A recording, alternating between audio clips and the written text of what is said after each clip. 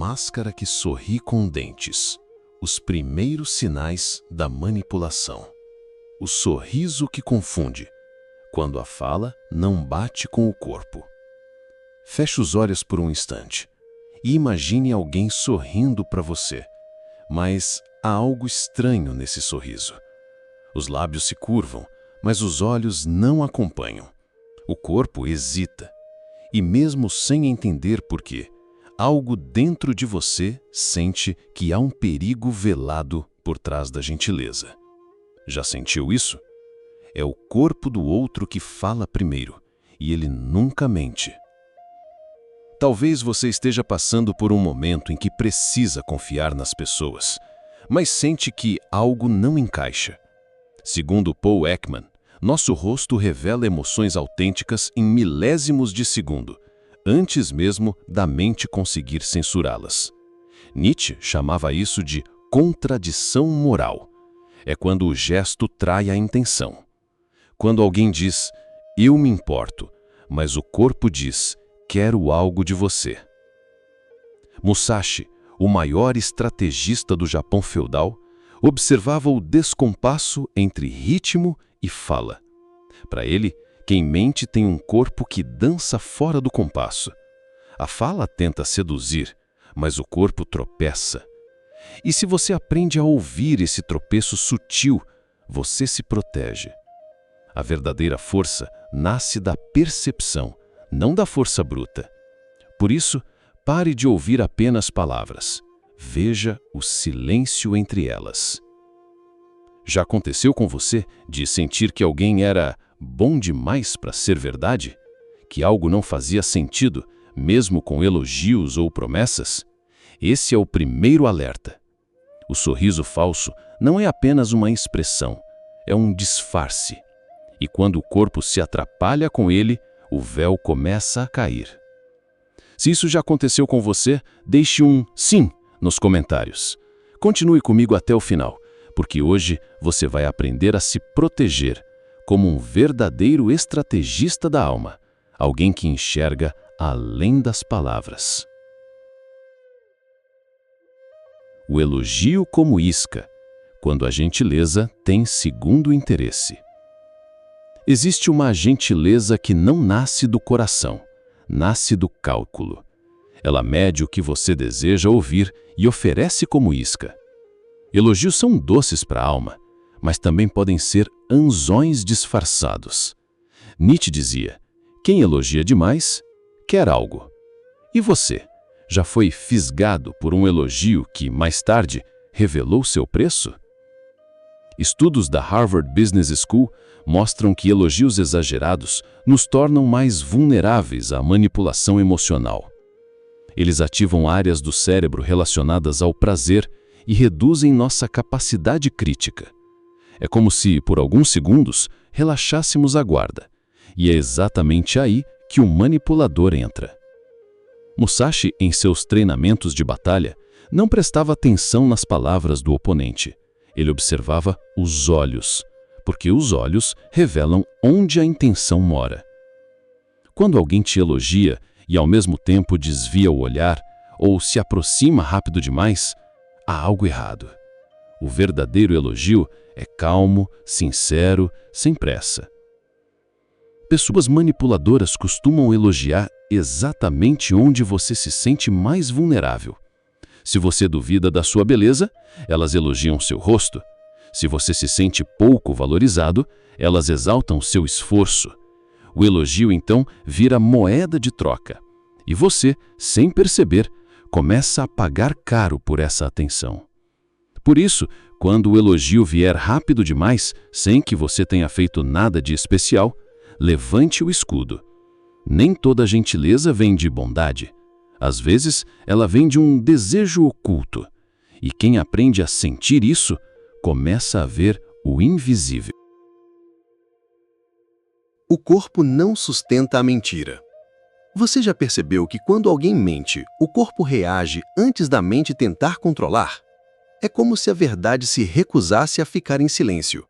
Estudos da American Psychological Association mostram que mentirosos piscam menos, desviam o olhar, tocam o rosto ou movem as mãos de forma excessiva. O corpo se torna um campo de batalha entre o que se diz e o que se esconde. Musashi observava esses sinais como quem lê o vento antes da tempestade. Ele acreditava que o desconforto do corpo era mais revelador do que qualquer palavra dita.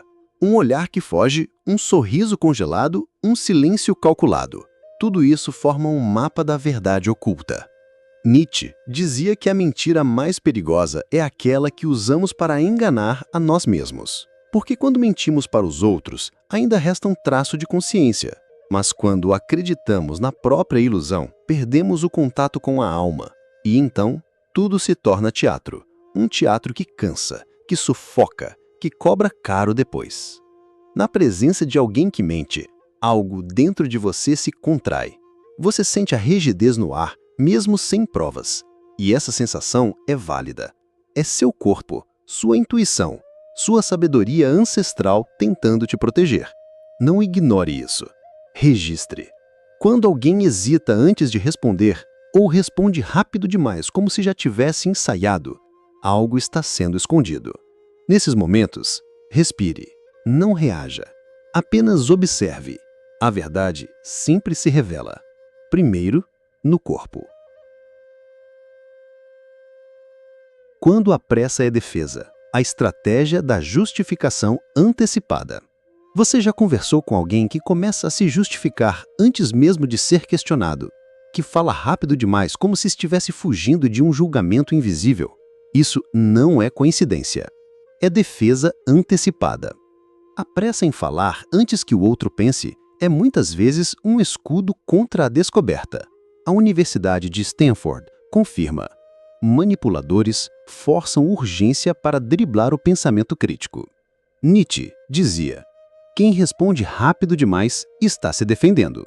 E Musashi ensinava nunca agir antes de sentir o ritmo do ambiente. Porque toda pressa, no fundo, esconde medo, e medo revela intenção. Quando alguém insiste em que não fez nada antes de você sequer levantar a dúvida, o silêncio já foi quebrado por um ruído interno. A urgência é uma estratégia. O manipulador quer que você decida sem pensar, reaja sem refletir, aceite sem sentir. Ele sabe que a mente calma é perigosa para suas intenções. Por isso, cria o caos. Aciona a emoção. Faz parecer que você precisa decidir agora, ou tudo estará perdido. Mas essa é apenas a ilusão da urgência. E quando você se permite pausar, algo se ilumina. Você percebe que não havia necessidade de correr, que a pressa, na verdade, era uma distração. E nesse instante de consciência, você retoma o próprio centro. A clareza volta. O jogo se desfaz. Durante as próximas 24 horas, faça um experimento silencioso. Pare de escutar o que as pessoas dizem. Observe pausas, olhares, gestos. O corpo vai te contar a história que as palavras não ousam confessar. Essa é a arte de ver além da fala, a arte de sentir o que vibra por trás da presença. A verdade se esconde no ritmo. Nem sempre a manipulação chega como um ataque direto. Às vezes, ela vem disfarçada de sintonia. O manipulador acelera quando você ainda pensa, concorda antes de você concluir, elogia antes de criticar. É uma dança sutil, onde ele dita o ritmo e você, sem perceber, começa a seguir seus passos. Mas nesse compasso artificial mora o primeiro sinal de alerta. Nietzsche e Musashi tinham algo em comum. Desconfiavam do que é rápido demais, fácil demais, harmonioso demais à primeira vista. O verdadeiro encontro de almas acontece no silêncio, no intervalo, no espaço entre as palavras. Quando tudo parece perfeito desde o início, algo foi ensaiado. O manipulador não entra gritando, ele entra sorrindo. Seu sorriso tem dentes, mas não tem alma. Sua fala tem doçura, mas não tem coração, e é nesse vazio sutil que mora o perigo. Porque o verdadeiro mestre da manipulação não mente com palavras, mente com ritmo. Musashi observava o campo invisível entre um gesto e outro. Ele sabia que é ali, no intervalo, que a espada nasce.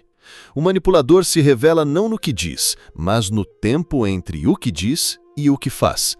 E você, quando aprende a sentir esse tempo, se torna inatingível. E agora uma pergunta. E quando não há gesto algum? Quando tudo é silêncio? Quando não há pressa, nem elogio, nem justificativa? Apenas um vazio calculado. No próximo corte, você vai aprender a decifrar o maior truque da manipulação, a omissão como forma de controle emocional. Porque, às vezes, o que mais machuca não é o que é dito, é o que é escondido. O silêncio que fala, a omissão como sussurro de poder. Feche os olhos por um momento e preste atenção no silêncio entre duas palavras. Às vezes, a ausência do que deveria ser dito dói mais do que qualquer ofensa. Esse é o poder da omissão. O silêncio pode ser uma arma sutil, um gesto invisível que fere mais fundo do que uma afronta. Você já sentiu esse peso sem saber explicar por quê?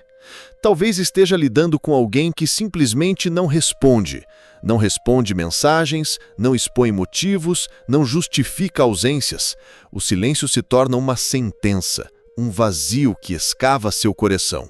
O corpo sente esse buraco, até mesmo antes de sua mente processar. E é isso que torna a omissão tão eficaz como manipulação.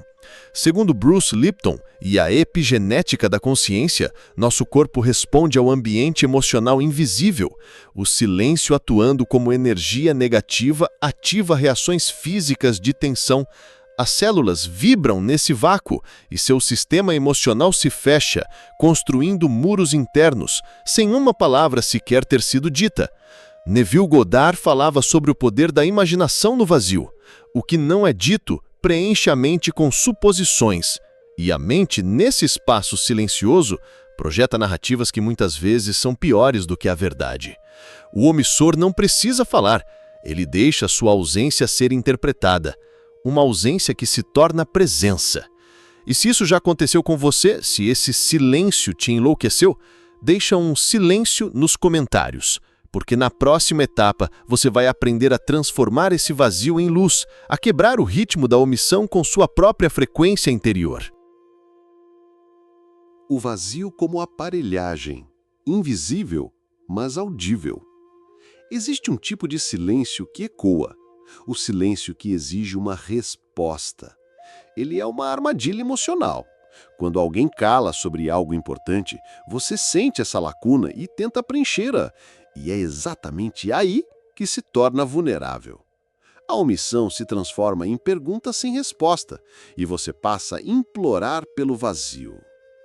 Greg Braden nos lembra que o campo quântico responde não só ao que existe, mas ao que falta. Ao darmos atenção ao vazio, damos energia ao invisível. A omissão se torna um campo magnético que atrai nossos pensamentos mais obscuros. A mente procura preencher, e isso nos desconecta do nosso centro. Musashi diria que o oponente silencia para te desestabilizar. Ele quer que você busque, se aproxime, revele o que talvez nem soubesse revelar. O vazio se torna isca, e quando você se move para romper esse silêncio, ele já estabeleceu o ritmo do jogo. Quando você se permite pausar, fechar os olhos e sentir, percebe que o vazio não pertence a você. Ele é um território alheio. A resposta não está na pergunta que surge dentro de você. Está em permanecer centrado, quieto, íntegro. Porque o silêncio que te desconecta é diferente do silêncio que te realinha. Se isso ressoa com sua experiência, escreva "centrado" nos comentários. A seguir, você conhecerá as práticas para responder ao vazio com sua própria luz, sem reagir ao ritmo que não é seu. Reescrevendo o vazio. Prática de frequência interior. Imagine que o silêncio do outro é como um campo vibracional vazio esperando ser preenchido. E se você pudesse entrar nesse campo com sua própria frequência? Comece com uma respiração consciente. Inspire contando até 4. Segure por 4. Expire por 4. Visualize seu campo interior expandindo como um círculo de luz. Com essa respiração, repita mentalmente uma afirmação contemplativa. O vazio não me pertence. Minha presença é minha verdade. Não é uma promessa, é um reconhecimento de que seu corpo escuta o que sua alma sussurra. Sua vibração contrai o vazio e transforma silêncio em espaço sagrado. Dr. Joe Dispenza mostra como a meditação alinhada com emoção pode reprogramar crenças limitantes. Ao sentir gratidão pela sua própria força, você muda o mapa interno. A omissão perde força, porque você não a alimenta com medo ou dúvida.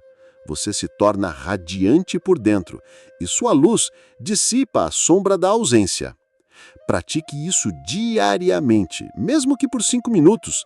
Respiração consciente, mais afirmação, mais visualização de luz vibracional. Faça sempre no mesmo momento do dia, logo ao acordar ou ao anoitecer. Esse ritual, com repetição, constrói uma nova realidade interna, onde o silêncio do outro não dita o seu ritmo. O silêncio como espada invisível, a metáfora da caverna interna. Imagine uma caverna escura, profunda, onde nenhum som ecoa. Lá dentro, tudo parece estático. Mas há um detalhe. No centro da caverna há uma vela. E essa vela é você. Mesmo com todo o silêncio ao redor, sua presença ilumina.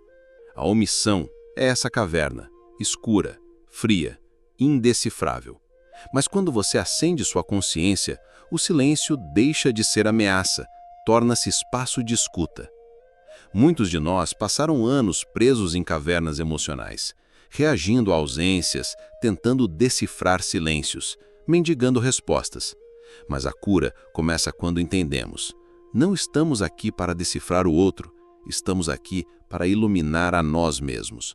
O vazio só assusta quem não conhece sua própria luz. A omissão, quando não compreendida, vira eco interno, mas quando acolhida, vira espelho, porque o que mais dói na ausência do outro é a ausência de nós mesmos conosco.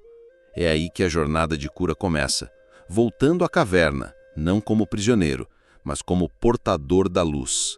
E essa luz é escolha. Gregg Braden lembra que o coração em coerência cria campos de cura ao redor de si. Quando você vibra em paz, mesmo diante do silêncio alheio, você rompe o padrão da manipulação. Você sai do jogo sem jogar. Você se torna mestre do seu próprio ritmo e ninguém mais conduz sua dança. E agora uma pergunta para você levar no coração. E se o silêncio que te machuca for, na verdade, o convite para você se ouvir de verdade pela primeira vez? Que parte sua está calada, esperando ser reconhecida? A resposta talvez esteja na próxima inspiração.